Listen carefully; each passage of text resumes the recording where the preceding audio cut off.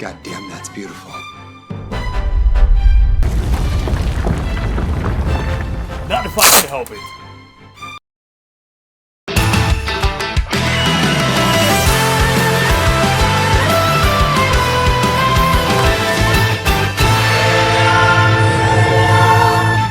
The year of Shinobi keeps on chugging, since we are now at the second to last episode of the franchise, and awaiting the season premiere of the new series, Kamen Rider Thouser and Pals, the first direct sequel to another show in quite some time. But enough about that, we've got a massive in-show crossover happening on this week's Kamen Rider Shinobi. After a twist I did not see coming last week, Rentaro's world has flipped upside down, and Iruha has been kidnapped for like the 22nd time. Rentaro's now used up, dried up, and sucked up, and when the going gets tough, Ichi got shot. So now, Shiro's got all the Ninja Rider powers of this world, making the Shinobi winter movies and summer movies now canon, since he's got all 27 of them. So I don't want to hear the debates in the comments section anymore. Of course, the ninja suck does not stop there. He's got to reach across the multiverse. He's getting ninja riders from across different realities. Side note, I don't know why he doesn't try just getting ninja sentai powers. There's way more of them to choose from, but you know, that's just a side tangent. First up, we have a deep cut from the Kamen Rider ZO Specials, Rider Time Tycoon, where Sakurai Keiwa spends 92 minutes looking for a job and failing at it because he's gotta keep fighting some overgrown weeds. I thought it flopped big time, but hey, since they're trying to do max reach, here he is. Him and his sister get brought into the main continuity, but it's not before she gets snatched up for grabbing his henshin device, and Keiwa falls into the pits of scene transition. Thus, Gamino shows up to greet the new guy and fill him in on how exactly this world works. Really?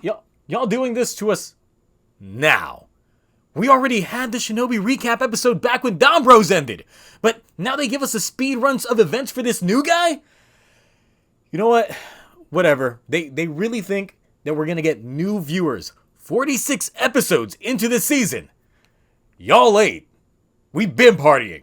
At least Premium Sentai Toy Baiger is only like 22 episodes in. Go watch those reviews. We now join our weekly kidnapping already in progress. Shido reveals to Iruha that Shinobi is done, and his powers were nothing more than a stand-in. Pulling a Shinkenger, it turns out that Iruha is the proper inheritor of those powers. Once her birthday comes, that is. And he's trying to wipe that up for the sake of getting unlimited power! Oh, and here's New Girl with that one driver. But since she don't got the funk of L's on her, she can just chill with Iruha. So, while Keiwa assesses the situation, it comes down to putting the pep back in Rentaro's step after he's lost it all, including his powers. The girls talk about how useless their brothers are, while Rentaro eats some carbs courtesy of Keiwa, who I guess finally landed a job after those Rider Time specials. Be curious to see how that's gonna... Oh man, for some reason I just got a bad taste in my mouth just thinking about that. Well, here's at least hoping that this job sticks. The fights this week surely don't miss, so let's go all in on this week's Nin Pow!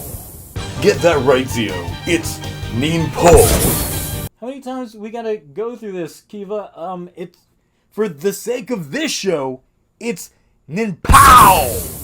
Well, Iruha, with the guidance of New Girl, uses effective chop and throw no jutsu, but Shido is quick to counter with Yami no Crystal Maho.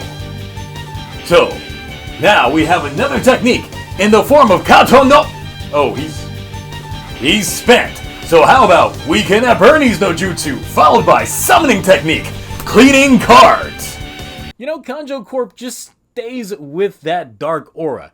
You'd think it'd be some sort of barrier, but nope. They slip right on in, while Sarah slips right on out, and Rentaro slips into continual depression. All around me are familiar faces. So look, honestly, This is surprisingly a very densely packed episode in which more writers appear, such as Ren from Saber that no one likes, Old Buddy from an X8 film that I did not watch, and did I mention Zet Cross and the roll call of going all in on Dragon Road. I think you're getting a little bit ahead of yourself, because we gotta admire Possessed Iroha first. You're right, but did I mention that there's a dramatic return of Zet Cross? You already...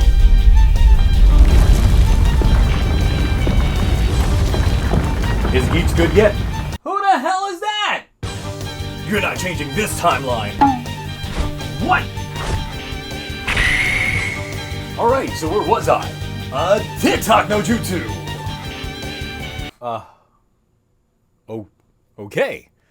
This leads to more twists and turns, where fighting outside turns to Zambusi inside, with Ichi coming back from the dead. What's going on? Oh no, the timeline is already collapsing. What does this mean? The Year of Shinobi doesn't exist! What does that mean? I'm fading from this existence. No, why am I suddenly feeling let down by reality? Regardless, nothing can undo the overcooking and his deeds. Face reality. This timeline is cursed. What was I doing again? Oh yeah, rating time! The Tycoon meets Shinobi special was actually very enjoyable from start to finish. The mixture of comedy plus the tone it takes to make itself appear to be a concurrent airing show, mixed with the preview that has some weird shifts and turns coming up, just add to that context. Add to that mixture of Dragon Road to the OST, and we have ourselves an Agito A. Prior to watching this, I went ahead and watched the Rider Time Shinobi episodes as well, just to get a ground for how this series was going to be set up. I really enjoy how they play around with the continuity in terms of how this show works if it actually was its own things. Arcs that may have happened that you just assume should have happened, and things that we just don't know but still happened anyway. Kaori Kaneko serves as head writer for everything Shinobi related, but outside of that, their writing credits are only a handful of Sentai episodes from Lupat, Ryu Soldier, and Kira Major, along with some Saber specials. Their writing style seems to lend itself to a much more comedic tone, but I'd actually be interested to see if this person would spearhead a series of their own. Now, let's be real, the props and stuff for this special are ass. Absolutely they are. And this was a side character one-shot done for an objectively bad season of Rider, but became the best thing to come out of it outside of that fire opening. The prospect of this show are something, considering that in-universe, this is actually episode 46, and Shinobi does not even have a power-up or anything like that yet. But yet, he still managed to best so many other ninja riders before him. Especially if you saw the preview at the end of the Rider Time specials, they hint at some other ninja riders that we just never got to see. We're just gonna assume that Shinobi went ahead and did the business. It really is just fun trying to figure out all the blanks for what we got here. But then, that preview for an episode that we'll never get with the big reveal of Shiro being Rentaro's father. But he was trying to marry Iroha. So wouldn't that just be a little... You know what? No, moving on. Then you have the ending, in which it's all a show in which Gene's actor is watching along with the jokes of his own stardom, and the hilarity factor almost starts reaching fever dream aspects before shutting that shit down. Keiwa was indeed a factor here as well, but he got completely outclassed by Sarah in this episode, with her dynamic with Iroha being great on that front. Of course, the big highlight for me was just having Zet Cross's actor back again, being almost 10 years since his last appearance and almost 40 years since his debut. But that old guy just rolls up with a look of, "You about to get your ass beat down, son?" And I am all about it. Z-Cross really needs some more love. So yeah, that was the Shinobi Tycoon special. Definitely one for the books. So, what did you think of Kamen Rider Shinobi episode 46? The crossovers, the waifus, and do you think we'll see more from this writer? Anyway, that's it from me. I guess we're back to regular geeks next week. But until then, bye.